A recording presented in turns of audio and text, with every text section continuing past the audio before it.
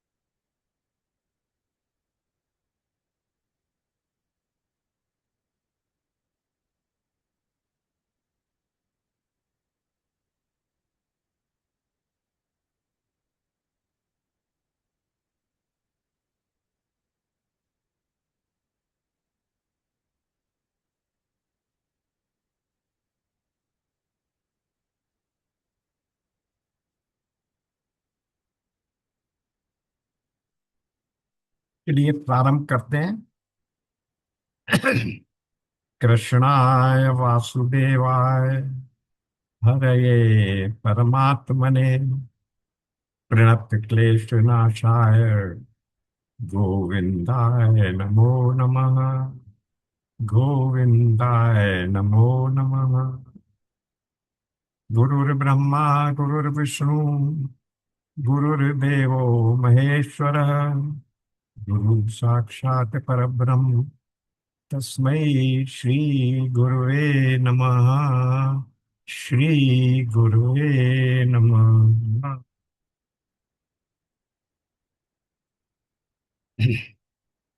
विवेक चूड़ामणि का अध्ययन चल रहा है और इस समय जो प्रकरण चल रहा है, श्लोक श्लोक 254, तो वो प्रकरण है ध्यान की साधना। तो ध्यान किस पर करना है? ब्रह्म पर और ब्रह्म से अभिन्न अपने स्वरूप अपनी आत्मा पर। ध्यान ये करना है कि ये जो कुछ भी है सत्य इस जगत में, वो मैं यानी मेरी आत्मा ही है और मेरी आत्मा और ब्रह्म एक ही है। ब्रह्म और आत्मा में कोई अंतर नहीं है, ब्रह्म आत्म ऐक्य, इस बात का ध्यान करना। तो ये बताया जा रहा है। तो हमने दो श्लोक पिछले समय कर लिए थे। अब हम प्रवेश कर रहे हैं श्लोक नंबर 257, पेज 11, वॉल्यूम 2। तो क्या कह रहे हैं? अज्ञान से कल्पित जगत एवं उसके समस्त अंशों का जो अधिष्ठान है, जो स्वयं अपना आधार है, जो स्थूल और सूक्ष्म दोनों दोनों से भिन्न है, जो निरवयव है और वो जो अनुपमेय है, वह ब्रह्म तुम ही हो। हम आत्मा, हमारी आत्मा ही वो ब्रह्म है। इस तथ्य की भावना अपने अंतःकरण में करो। और यही बात बारंबार आगे आने वाले कुल 10 श्लोकों में, 254 से 264 तक के श्लोकों में, इसी बात की, इसी भावना को पुष्ट करने के लिए बताया जाएगा। तो आगे पढ़ते हैं। ये दृश्य प्रपंच यानी ये जो जगत हमें दिख रहा है, ये दृश्यमान जगत हमारे ही भ्रम अथवा ज्ञान की सृष्टि है। कोई न कोई आश्रय अथवा अधिष्ठान तो होना ही चाहिए जिस पर हमारी कल्पनाएं प्रक्षेपित हो सकें। जब तक कोई अधिष्ठान नहीं होगा तब तक अध्यस्त की कल्पना नहीं हो सकती है। उदाहरणार्थ, यदि आपको भ्रमवशात कोई सर्प दिखाई दे जाए तो वहां कोई ना कोई रस्सी जरूर होगी, कोई रस्सी जरूर होगी जो आपकी भ्रांत कल्पना को आश्रय प्रदान कर रही होगी। बिना अधिष्ठान के अस्तित्व के अध्यस्त का अस्तित्व नहीं हो सकता। तो अगर हमें अध्यस्त दिख रहा है तो इसका मतलब ये है कि अधिष्ठान भी यहीं कहीं होगा। ये जो दिख रहा है इसका अधिष्ठान है, तभी ये ऐसा दिख रहा है। बिना आश्रय के यानी बिना अधिष्ठान के कोई भ्रांति नहीं हो सकती। अब इस दृश्य प्रपंच का अधिष्ठान केवल ब्रह्म ही है। वही स्थिर है, अपरिवर्तनशील है, अधिष्ठान है, जिस पर हमने अज्ञानवशात इस परिवर्तनशील संपूर्ण जगत को कल्पित किया है। जैसे रस्सी में सर्प कल्पित है, इसी प्रकार उस ब्रह्म के अंदर, ब्रह्म में, ये सारा जगत, पूरा ब्रह्मांड कल्पित है। तो वो क्या है? इस संपूर्ण जगत का, पूरे ब्रह्मांड का अध- अधिष्ठान स्वयं ब्रह्म ही है, और वो अपना अधिष्ठान भी वही है। उसके लिए अब कोई दूसरे अधिष्ठान की आवश्यकता नहीं है, वरना तो फिर वो भी कल्पित हो जाएगा। अगर कोई दूसरा अधिष्ठान हो तो ब्रह्म तो फिर अध्यस्त हो गया। इसलिए यह कहना भी आवश्यक है कि वो स्वयं अपना भी अधिष्ठान है। स्थूल वस्तुएं ज्ञानेंद्रियों द्वारा और सूक्ष्म वस्तुएं मन और बुद्धि द्वारा गोचर होती हैं। आत्मा न तो ज्ञानेंद्रियों द्वारा, न ही मन बुद्धि द्वारा देखा जा सकता। ठीक बात है।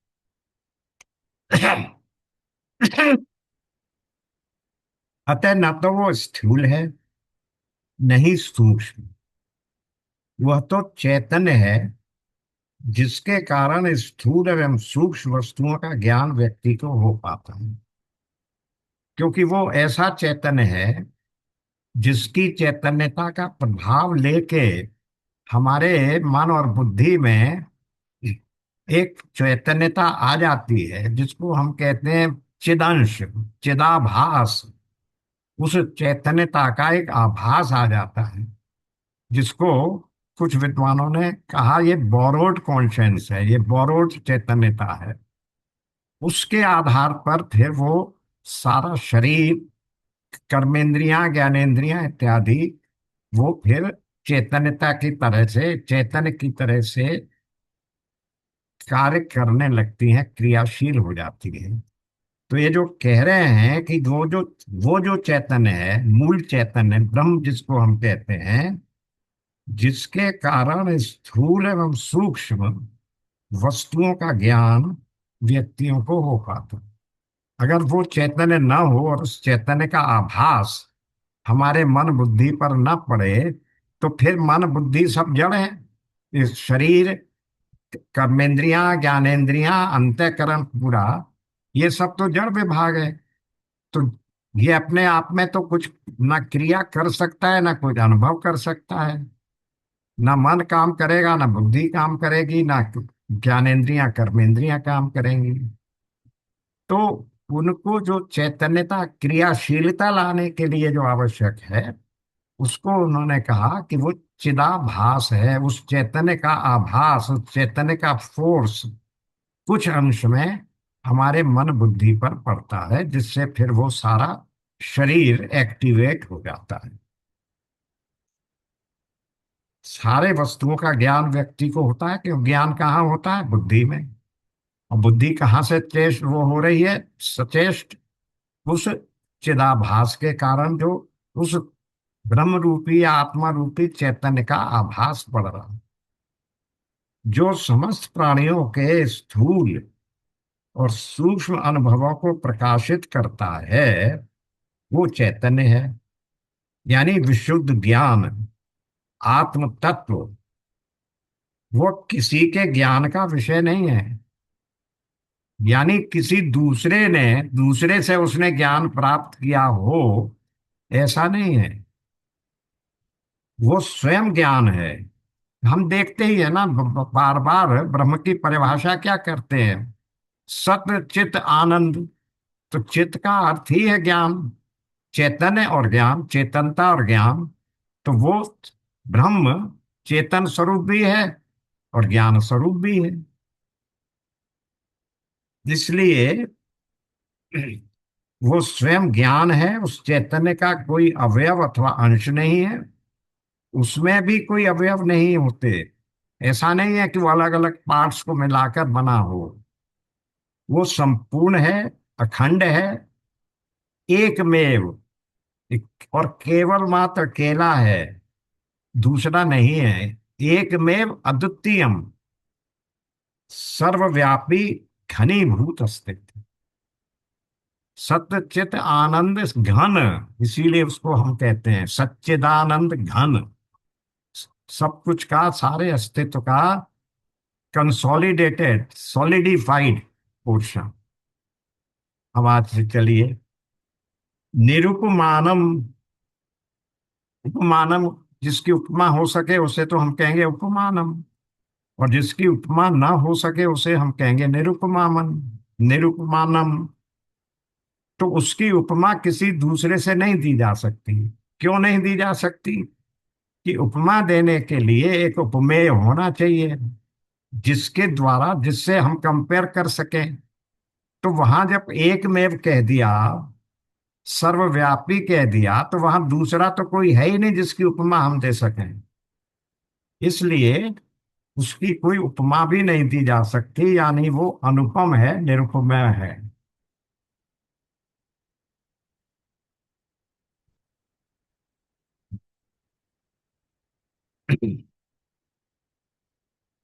इस महान सत्य निरुप जिसकी तुलना, क्योंकि वस्तु भाव अथवा विचार उसमें होते ही नहीं, अतः वो अनुपम है। वही ब्रह्म तुम हो। इस महान सत्य का अपने हृदय में भावन, तो वो जो वो ब्रह्म है, वही तुम हो। तुम का मतलब ये शरीर नहीं, मेरा प्रत्येक आत्मा, जो सबसे अंदर बैठा हुआ है, जिसमें चेतनता है, वही ब्रह्म तुम हो। इसी को तो तत्त्वमसि करके समझाया जाता है कि जो वो है वही तुम हो, इस प्रकार से।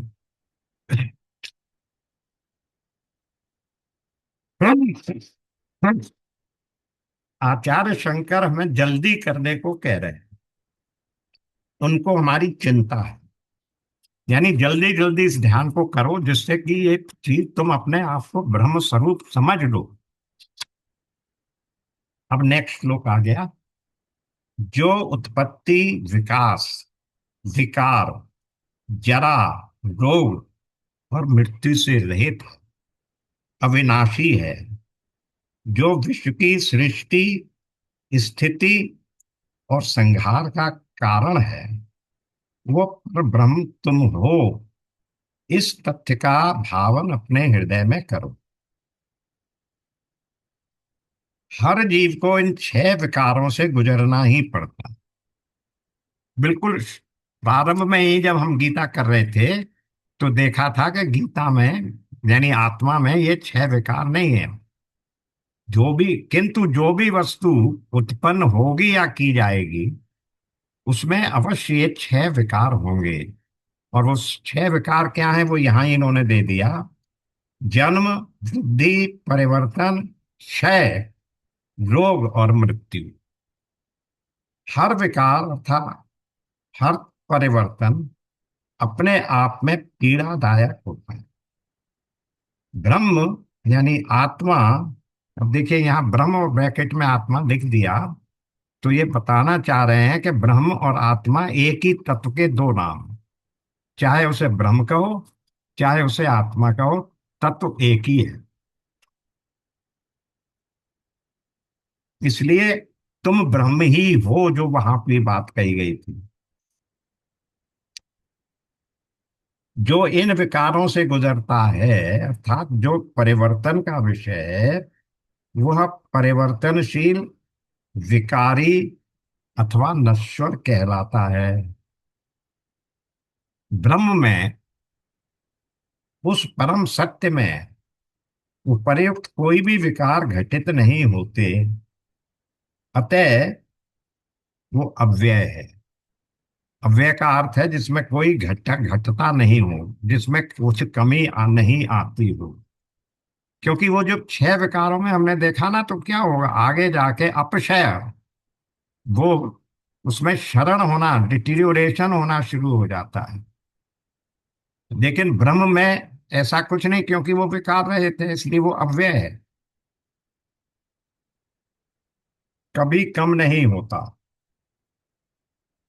अब कोई भी विकार केवल इन्हीं छह विधियों द्वारा ही हो सकता, वही जो अभी बताई, अस्थि, जायते, वर्धते इत्यादि। अपने चारों ओर जिस विश्व को हम देखते हैं, उसके तीन चरण हैं। ठीक बात है। इस सृष्टि, स्थिति और लय। ब्रह्म, परम सत्य, इन तीनों ही का कारण है। कारण का मतलब जो कारण कार्य से कहते हैं, कॉज एंड इफेक्ट। इन तीनों की स्थिति कहाँ से होती है? ब्रह्म से ही होती है। ब्रह्म इन्हीं को, इस सारे जगत को ब्रह्म ही प्रकट करता है। यतो वा इमानि भूतानि जायन्ते येन जातानि जीवन्ति यत अभिशन्ति, तैत्तिरीय उपनिषद। इसका क्या अर्थ है? तैत्तिरीय उपनिषद में कहा कि जो तत्व इस संसार को, सारे भूतों के संप्रदाय को जायन्ते, जन्म देता है, यानी प्रकट करता है, और फिर जीवित होने वाले, प्रकट होने वाले, उनको क्या करता है? उनको जीवित रखता है, यानी उनको स्थित रखता है, उनका पालन पोषण करता है। जातानी जीवंती, जो जात, जिनको प्रकट किया, उनको फिर स्थित रखता है, उनको पालन पोषण करके रखता है। यत प्रयत्न संविशंति, और फिर वो अंत में उसी में विलीन हो जाते हैं। ये ब्रह्म के गुण हैं, ब्रह्म की ये विशेषता है। ब्रह्म क्या है?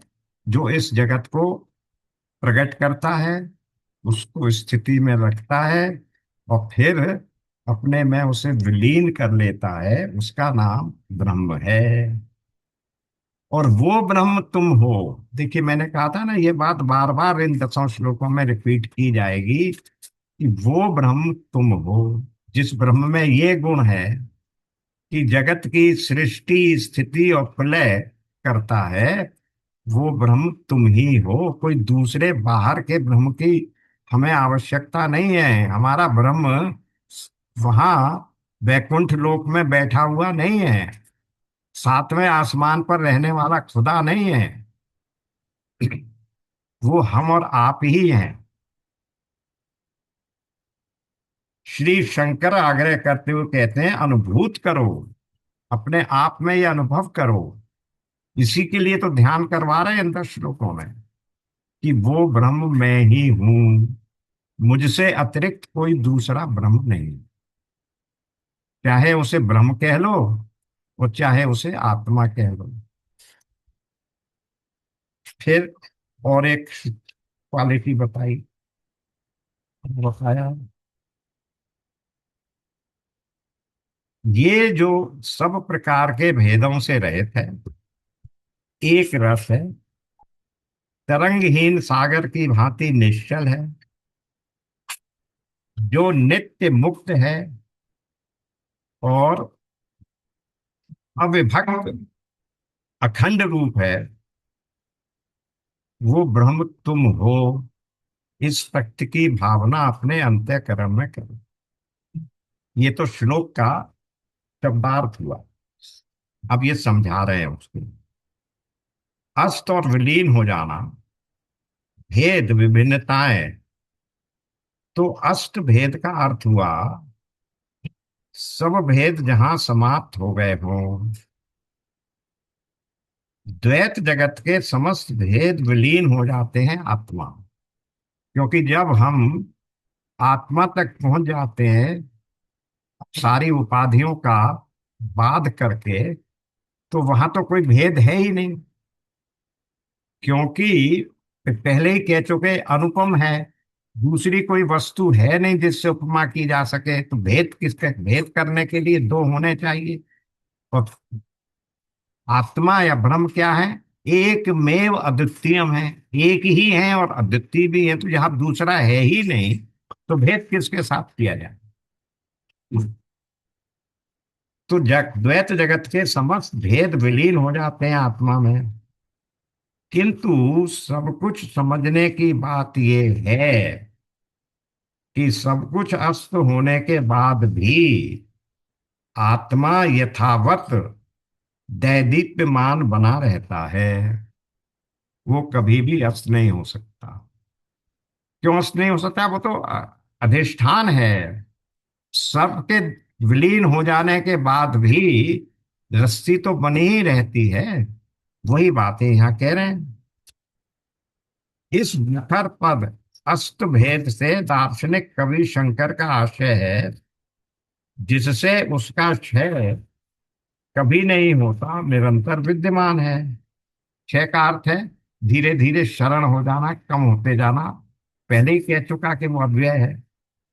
ध्यानावस्था में जब शरीर मन और बुद्धि के परे साधक पहुंच जाता है, जब विषय वस्तु भावनाएं विचार गोचर नहीं रह जाते, उस स्थिति में जो अवशिष्ट रहता है वही विशुद्ध चैतन्य है। सब चीजें समाप्त हो जाएं, ये भी नहीं ये भी नहीं, ये जितनी भी उपाधियां हैं, उन सबको अगर हटा दिया जाए तो फिर जो शेष रहेगा वो चैतन्य रह जाएगा। वही ब्रह्म तुम हो। वही विशुद्ध चैतन्य है जिसने मोहित जीव द्वारा अनुभूत भ्रामक विषय भावना विचारों को प्रकाशित किया था। उसके होते हुए तो ये सब भावनाएं हमारे अंदर आ रही थी। यहाँ दिव्य अपरोक्षानुभूति का संकेत दिया जा रहा है एक सामान्य दृष्टांत द्वारा। यह है, समुद्र तट पर खड़े होकर तरंगित होते हुए सागर को थोड़ी देर तक ध्यान पूर्वक देखिए। उसमें तरंगे आ रही हैं, आप देख रहे हैं। फिर कल्पना कीजिए कि जैसे किसी जादू की छड़ी के स्पर्श से समस्त लहरें अचानक जम गई हों।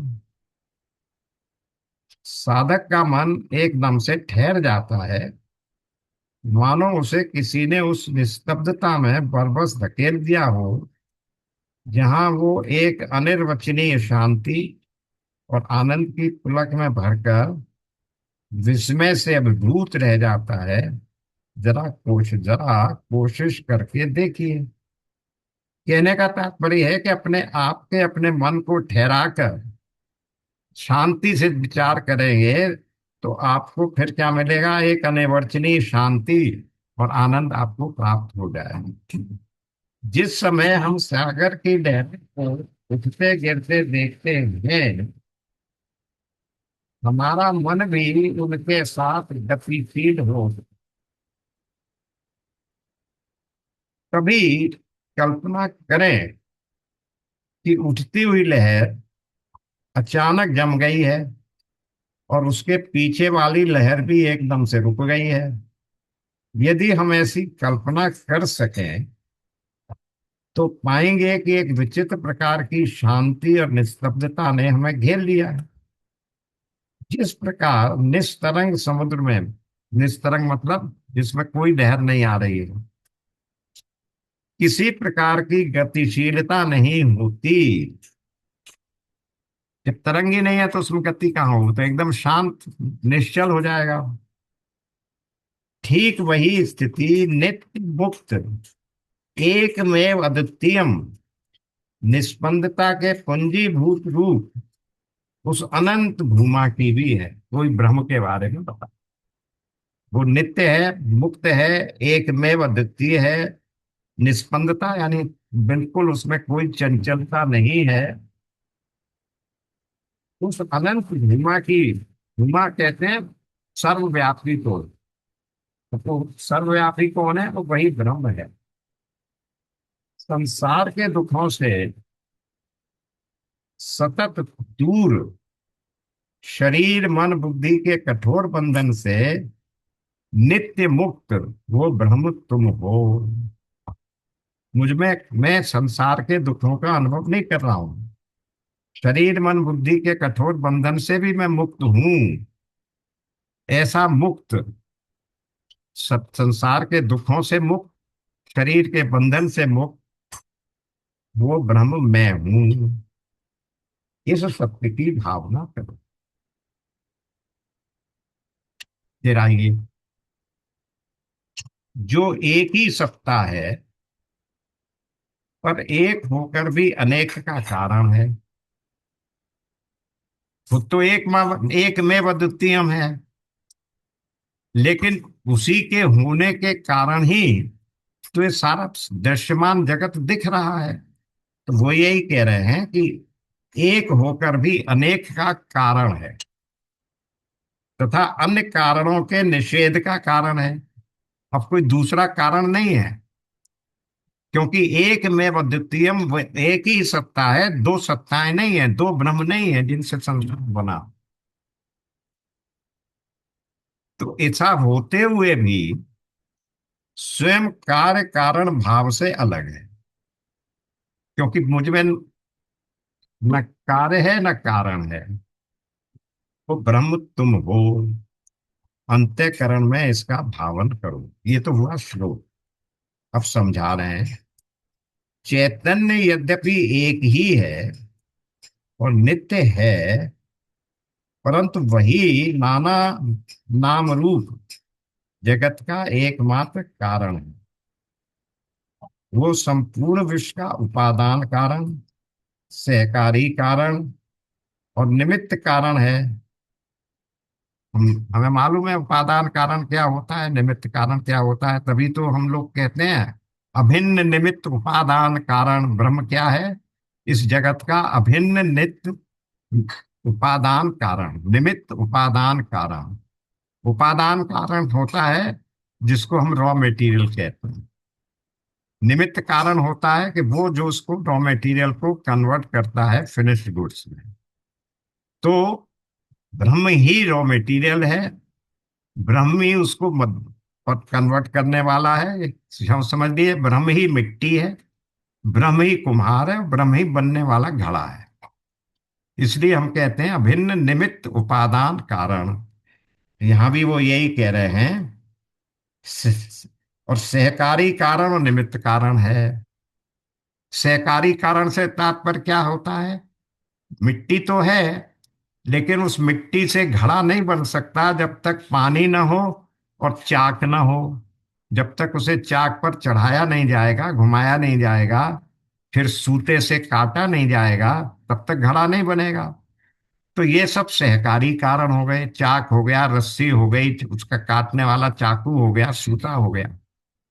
तो इसलिए उपादान कारण, फिर सहकारी कारण और फिर निमित्त कारण, ये सब ब्रह्म ही है अपने आप में। वह द्वैत प्रपंच हमारी अपनी भ्रांति से उद्भूत हमारा कल्पित संसार है।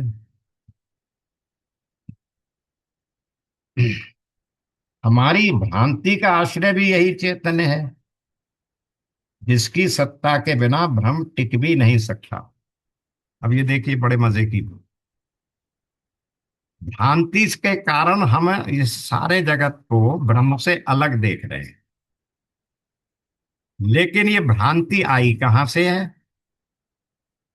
ये भ्रांति या देखने की शक्ति कहाँ से आई? वो भी तो उसी आत्मा के चैतन्य से, जो आभास हमें मिला, जिसको चिदाभास कहते हैं, उसके होने से ही तो हमारे ये मन की बुद्धि और मन और बुद्धि चैतन्य हो गए, सोचने लगे, देखने लगे, कार्य करने लगे। इसीलिए वो कह रहे हैं कि ये हमारी भ्रांति का आश्रय भी यही चैतन्य है, जिसकी सत्ता के बिना भ्रम टिक भी नहीं सकता था। क्योंकि चैतन्य के अस्तित्व के कारण ही जगत संभव हो पाया है। इसलिए कह सकते हैं कि चैतन्य ही इस घटना जगत का कारण है। चैतन्य न होता तो ये जगत हमें कहीं कैसे दिखता? और वो स्वयं अपना अधिष्ठान है, ये बात पहले भी कह चुके हैं। देखिए, पहले कहाँ कहा था, इससे पहले वाले श्लोक में कहा था, अपरिवर्तनशील है, पेज 12, ऊपर के पैरा में देखिए, साथ ही वो स्वयं अपना भी आश्रय अधिष्ठान है। कोई दूसरा अधिष्ठान नहीं है उसका। अपना कारण भी वो स्वयं है। अगर अपना कारण स्वयं न हो तो फिर वो किसी और का कार्य हो जाएगा। फिर उसका कोई कारण होगा तो वो कार्य हो जाएगा। संपूर्ण दृश्य प्रपंच का वो अहेतुक कारण है। जगत के संदर्भ में कहेंगे तो कहेंगे कि वो जगत का कारण है। पर उसके स्वयं के लिए कहें तो कहना होगा कि वो कारण और कार्य दोनों से ही अलग है। बिल्कुल स्पष्ट कर दिया।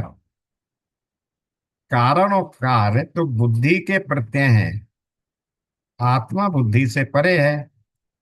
इस दृष्टि से यह भी कहा जा सकता है कि यदि कार्य दृश्य प्रपंच है तो उसका कारण परम सत्य का ज्ञान अर्थात माया है। ये भी हम लोग देख चुके हैं कि माया के कारण हमें वो ऐसा दिखता है। माया की शक्ति का उपयोग करके भगवान हमें ऐसा दिखा देते हैं। देखिए, बताया था कि माया के क्या गुण हैं। माया में दो विशेषताएं हैं। एक विशेषता यह है कि वो वस्तु को, वास्तविक वस्तु को ढक देती है, जिसको हम कहते हैं वेलिंग इफेक्ट, छुपाने का इफेक्ट। और दूसरा गुण क्या है?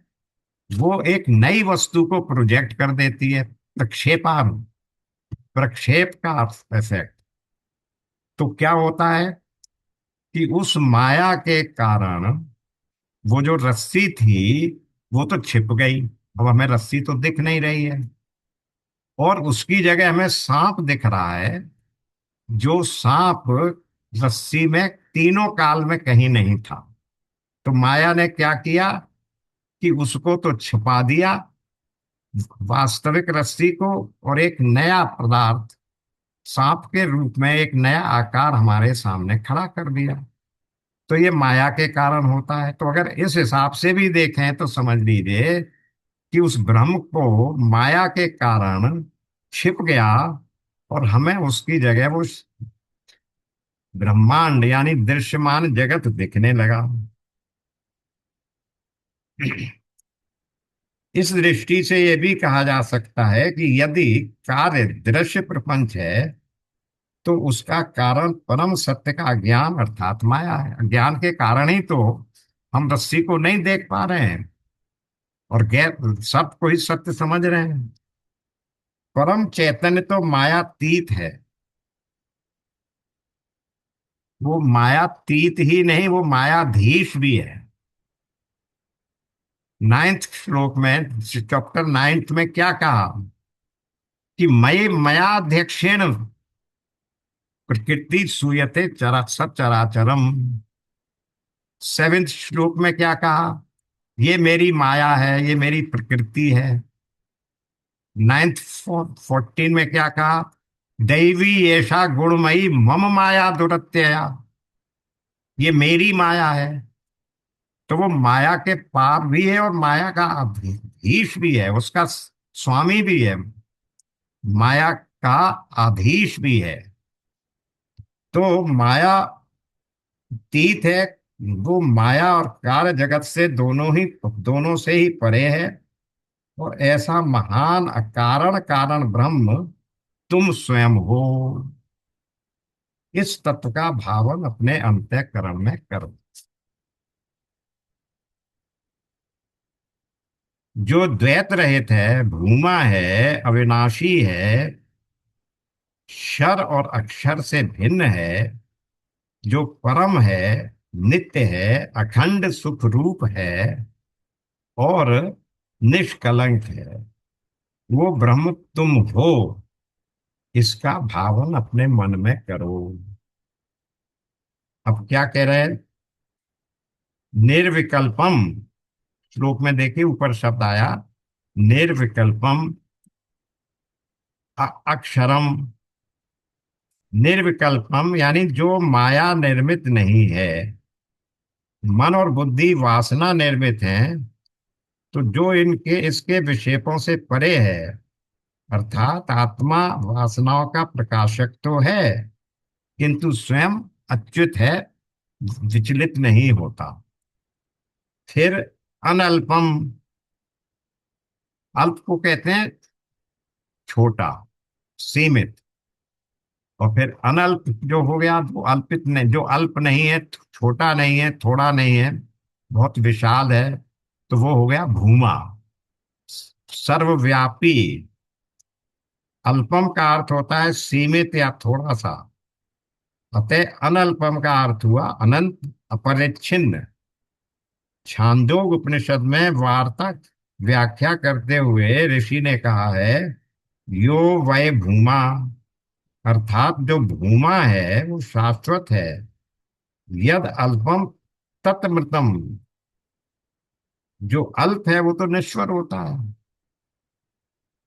क्षर, जो घटता है अर्थात कम होता जाता है, परिवर्तनशील।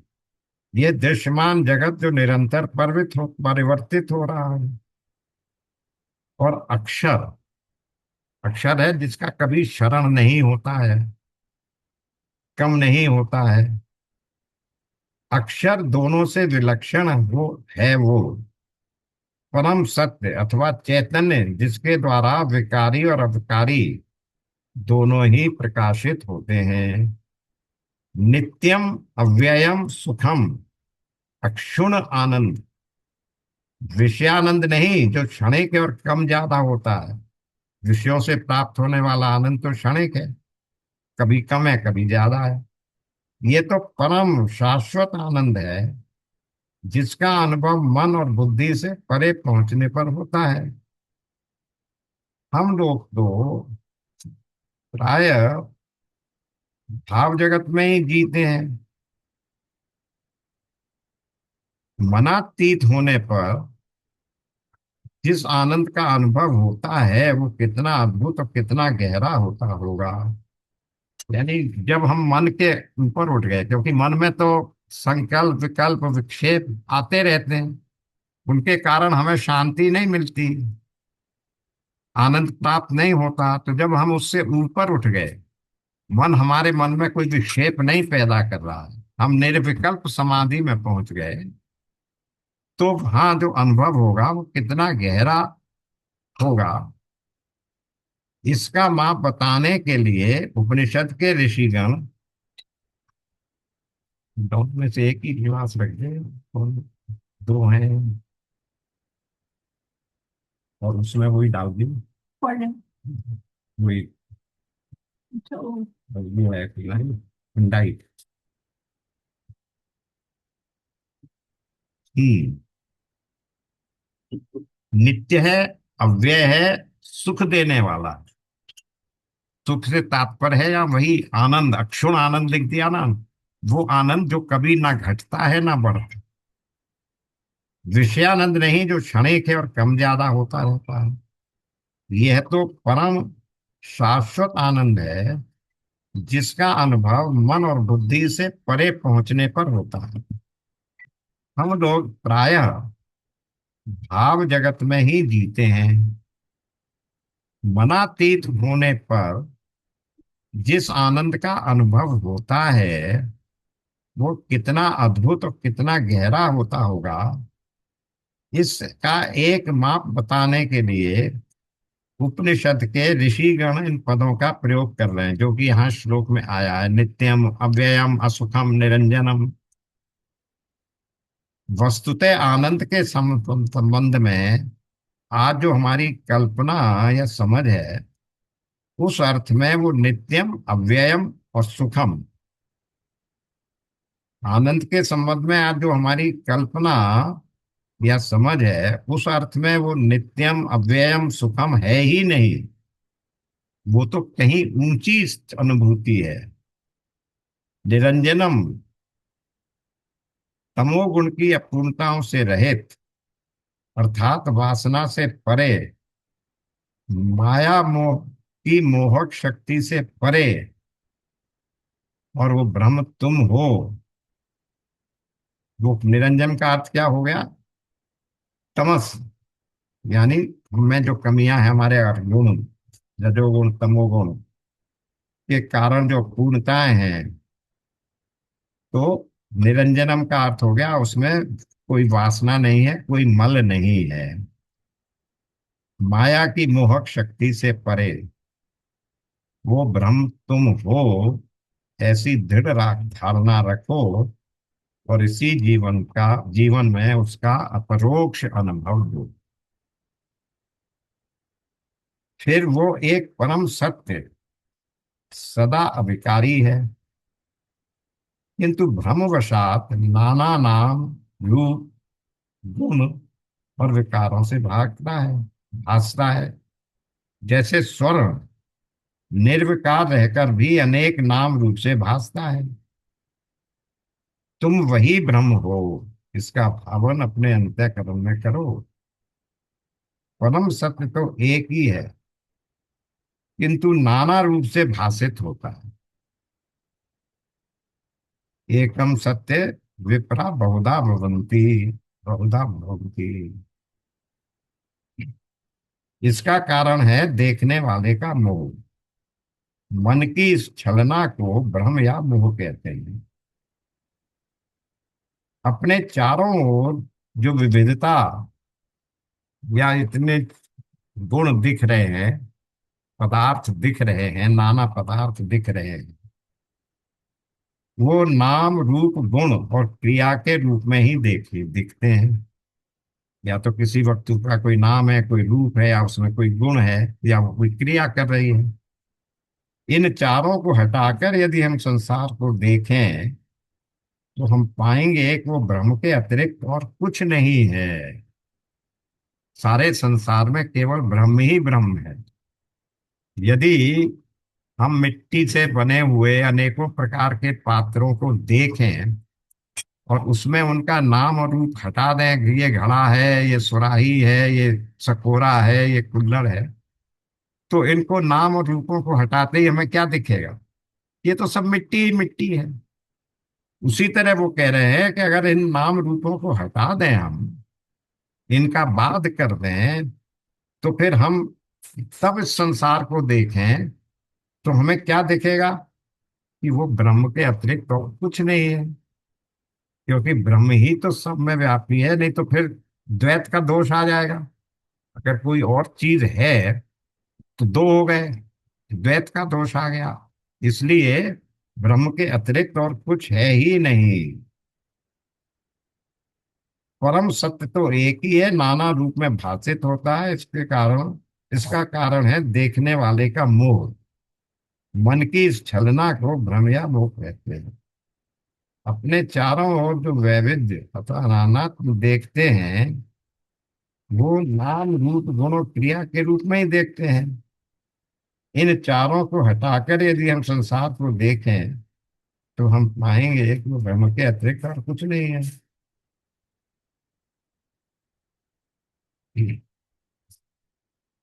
अपने चारों ओर व्याप्त जीवन के सारभूत तत्व को जान सकने के लिए ऐसी सूक्ष्म दृष्टि की आवश्यकता है कि सब में जो भी हो रहा है सबके पीछे ब्रह्म ही है। सामान्यतः हम वस्तुओं का अवलोकन नहीं करते, मतलब गंभीरता से उनको नहीं देखते हैं, उनको परखने की चेष्टा नहीं करते हैं। क्या चीज? कोल्ड ड्रिंक डालना क्या गिलास में? Cold drink? हाँ। हाँ डाल दी। हाँ। नहीं पर रहने दे, अब चाय पी रहे हैं, कोल्ड ड्रिंक। हम्म। हाँ। हाँ दूध दूध निकाल दे।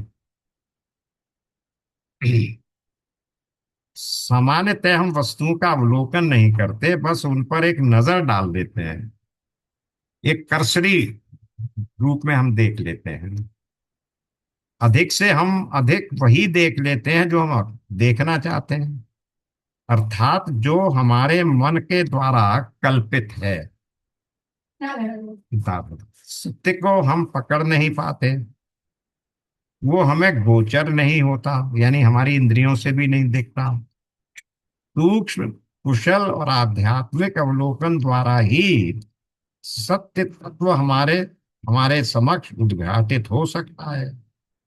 केवल देख लेने अथवा नजर डालने मात्र से कुछ नहीं होगा, वैसा देखना तो भ्रम मात्र है।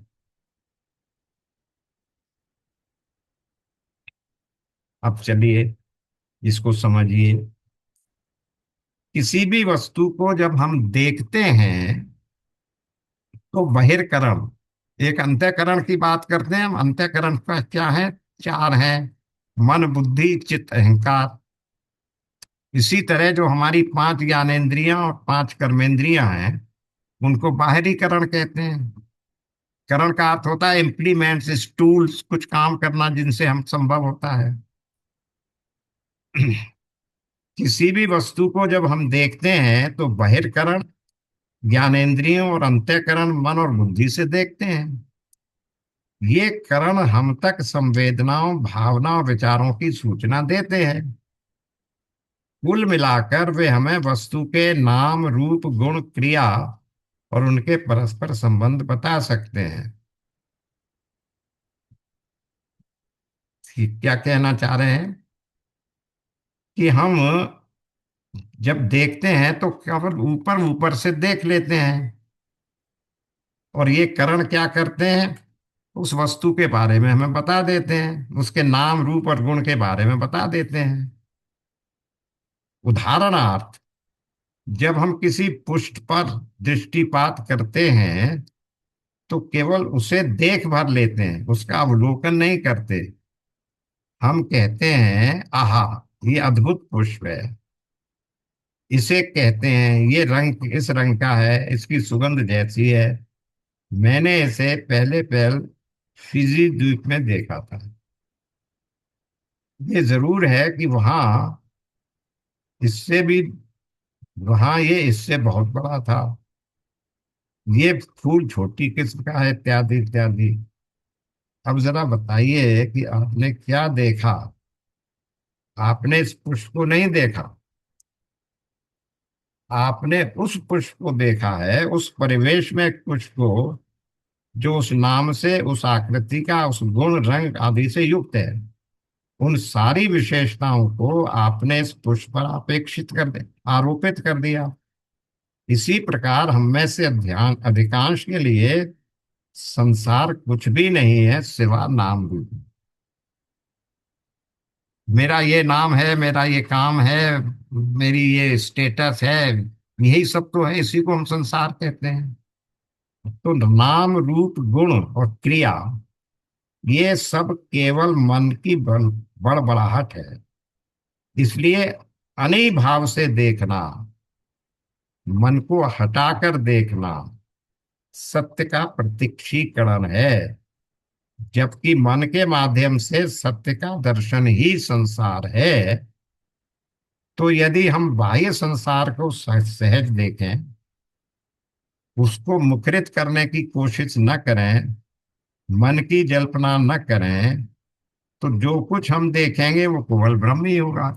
यानी जो सारी उपाधियां हटा दी, और जो कर्मेंद्रियों, ज्ञानेंद्रियों के द्वारा हमें उस पुष्प के बारे में दिख रहा था या उस जगत के बारे में देख रहा था, वो उसको हम सही न माने तो फिर हमें क्या दिखेगा?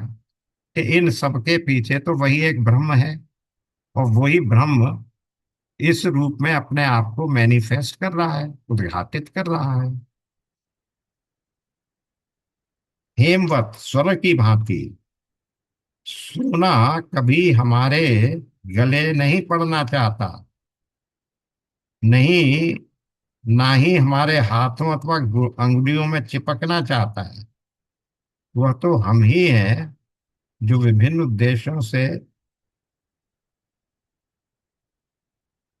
विभिन्न रूपों में उसको ढालते हैं, और फिर उसको विभिन्न नाम दे देते हैं।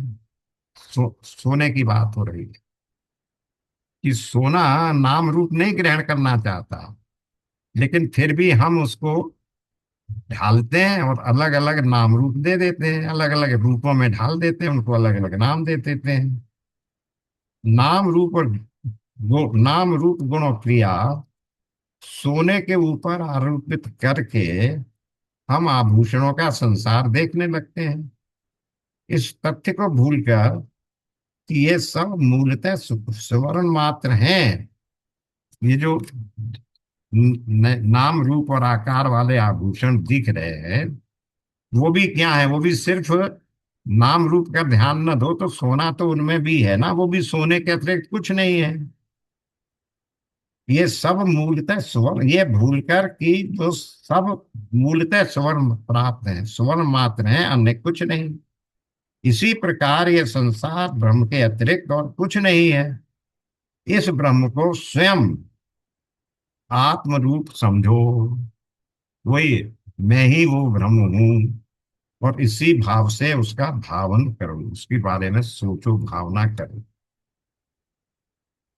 वह जिसके परे और कुछ नहीं। किसकी बात हो रही? ब्रह्म की बात हो रही, जो माया से परे है, जो माया के कार्य अर्थात जगत से श्रेष्ठ है,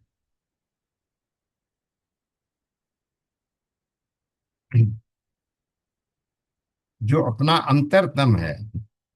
यानी वही अंतरतम को ही, प्रत्येक आत्मा का मत यही होता है, इनर मोस्ट। प्रत्येक का अर्थ है इनर मोस्ट। तो अंतरतम वाली जो आत्मा है, जो सदा एक रस है, जो आत्मा के स्वरूप का है, जो सतचित और आनंद रूप से प्रकाशमान है, जो अनंत और अव्यय है, वो ब्रह्म तुम हो। इस तथ्य की भावना अपने हृदय में करो। अब एक एक शब्द का जो उसमें आए हैं वो बता रहे हैं।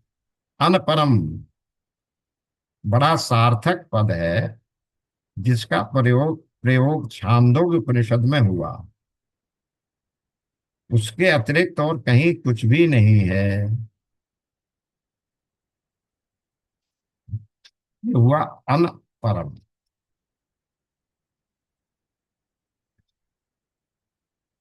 परात्पर,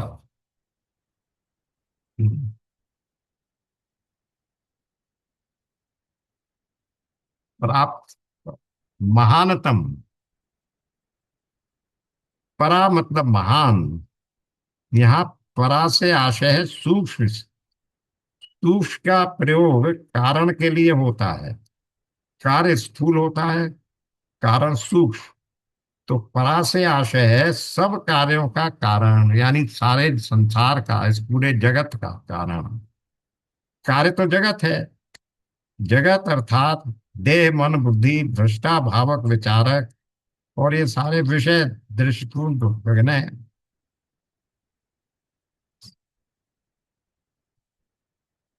भावनाएं वो विचारों, इन सबका कारण है वासनाएं। तो परा का अर्थ हुआ कारण, अर्थात इसमें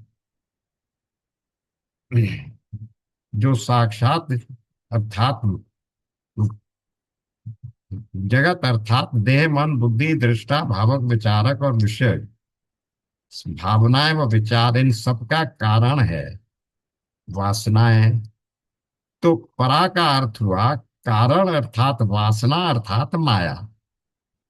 अतः परात्पर वो हुआ जो माया का भी कारण है, जो साक्षात ईश्वर स्वयं है। परात्पर का सही अर्थ तो होगा कि वो जो उससे भी ऊपर है, उस माया से अतीत, मायातीत जो बात हो रही थी, उसको हम कहेंगे। वो हुआ जो माया का भी कारण है, जो साक्षात ईश्वर स्वयं है। वैसे भी देखिए, जो हम लोगों ने बताया है वेदांतिक सिद्धांत में, कि माया अथवा ज्ञान किसी का कार्य नहीं है। माया को क्या कहा? जो छह अनादि तत्व बताए गए उनमें माया है। अनादि तत्व का अर्थ क्या होता है? कि इसका कोई कारण नहीं है, ये सदा से था, सदा है, सदा रहेगा नहीं कहा जा सकता, क्योंकि वो अनंत नहीं है। अनादि तो है, अनंत नहीं है। तो इसलिए ब्रह्म को माया का कारण नहीं कह सकते। दूसरी बात और, अगर माया का कारण कहेंगे तो कारण, यानी माया को ब्रह्म का कार्य कहेंगे, ब्रह्म को माया का कारण कहेंगे, यानी माया ब्रह्म का कार्य हो गई।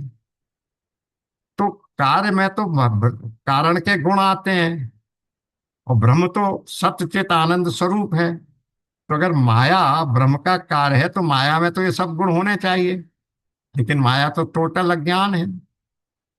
इसलिए भी ये नहीं कह सकते कि ब्रह्म माया का कारण है या माया ब्रह्म का कार्य है। वो अपने आप में धर्म की एक शक्ति है, जो अनादि है। बस इतना ही कह सकते हैं।